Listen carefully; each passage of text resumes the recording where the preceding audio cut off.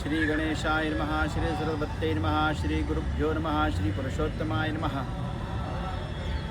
विष्णूला लक्ष्मीने पुन्हा विचारले, अधिक मासात कोणती स्नाने केल्यास काय फळ मिळते ते मला सांगा. विष्णू म्हणाले, अधिक मासात जो नित्य स्नान करतो त्याची पापे सर्व नष्ट होतात. सूर्योदयाच्या वेळी विधिक्त स्नान करावे. 12 महिने रोज स्नान केल्याचे पुण्य त्याला गंगेत प्रयाग तीर्थावर स्नान केल्याचे पुण्य या ठिकाणी प्राप्त होते. अधिक मासात जे लोक मनोभावे स्नान करतात त्यांना गंगा प्रयाग आदी पवित्र तीर्थामध्ये स्नान केल्याचे पुण्यफळ प्राप्त होणार आहे. सरस्वतीच्या पाण्यामध्ये स्नान केल्याचं जे पुण्यफळ प्राप्त आहे तेच या अधिक मासात स्नानाच्या फळाचं पुण्य आहे. ग्रहणसमयी गायी दान केल्याचं जे पुण्य सांगितलं आहे ते अधिक मासामध्ये स्नानाचं फळ आहे. तेच पुण्य अधिक मासात शुद्ध स्नानाने स्नान केलं तरी आपल्याला प्राप्त होते. सहस्त्र ब्राह्मणांचं भोजन जेव्हा आपण घालण्याचं पुण्य प्राप्त होतं ते मात्र एका गंगा स्नानाने अधिक मासामध्ये मिळतं. अनेक व्रतांचे पुण्यकारक जे काही फळ सांगितलं आहे ते केवळ एका स्नानाने या अधिक मासामध्ये प्राप्त होतं. असंच पुण्यांचं वर्णन करत असताना भगवान विष्णू लक्ष्मी मातेला त्रिदिन अधिक मासाचं स्नान केल्याचं फळ या ठिकाणी सांगू लागतात. तेव्हा एक धर्मशर्मा नावाच्या ब्राह्मणाची कथा या ठिकाणी सांगतात. हा पैठण नगरीमधील ब्राह्मण अतिशय विद्वान सर्व मान्य असा ब्राह्मण होता. आपलं जीवन त्याने भगवंताचं नित्यनेम आचरण करण्यामध्ये भगवंताची सेवा करण्यामध्ये व्यतीत केलं.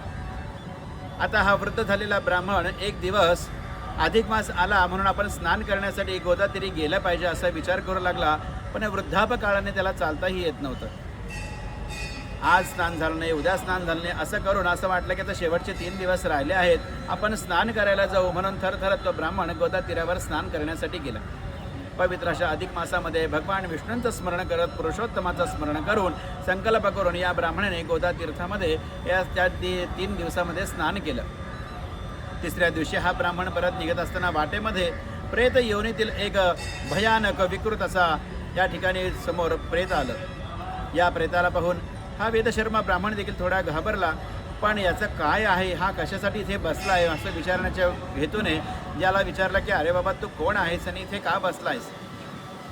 वेदशर्म्याची ही वाणी ऐकून आपल्याच तंद्रीमध्ये असलेला तो प्रेत जागा झाला आणि विचार करू लागला की मला विचार करणारा हा मनुष्य पहिला आहे. माझं काहीतरी पूर्व सुकृत आता उदयाला आलं म्हणून हा मला भेटला आहे. म्हणून त्याने विद्वान ब्राह्मणाला धर्मशर्माला नमस्कार करून सांगितलं, महाराज तुमचे शब्द कानी पडले आणि मला माझ्या पूर्वजन्माची आठवण झाली. पूर्वजन्मामध्ये मी अनेक पापं केली आहेत, अनेक स्त्रियांना भोगिल्या, अनेकांना बलात्कार केले, अनेक पापांचे धन चोरले आणि अनेक प्रकारच्या गायी हरण केल्या, सुवर्ण तस्कर केली, चोरी केली. ह्या सगळ्या पापांचं फळ म्हणून मला या प्रेत योनीमध्ये जन्म मिळाला आहे. तुमचं दर्शन झालं, अनेक यातना भोगून जे देखील पाप नष्ट होणार नव्हतं ते केवळ तुमच्या दर्शन मात्र आज माझं पाप नष्ट होणार आहे. कृपा करून माझ्या मुक्तीचा मार्ग मला सांगा. तेव्हा अतिशय कोमल हृदय आणि दयार्द्र संतांचं नवनीताप्रमाणे असलेलं हृदय द्रवलं आणि या धर्मशर्मा ब्राह्मणाने त्रिदिन स्नान केल्याचं जे पुण्यफळ आहे ते मी तुला अर्पण करतो असं म्हणून हातावरील उदक त्या प्रेतावर प्रोक्षण केलं. या भूत योनीतून तत्क्षणात याची मुक्ती झाली आणि वैकुंठामध्ये गमन करता झाला. असं त्रिदिन स्नानाचं फळ जर एखाद्या प्रेताला मुक्त करू शकतो तर महिनाभर स्नान केल्याने किती बरं चांगलं पुण्यफळ मिळेल. या कथा भगवंत लक्ष्मी मातेला सांगत असताना पुढील या कथेचा उद्धार कसा झाला किंवा या अधिक मासामध्ये कुठलं व्रत करायला हवं याचं सविस्तर वर्णन पुढील अध्यायामध्ये सांगणार आहेत. पुरुषोत्तमा भगवान की जय.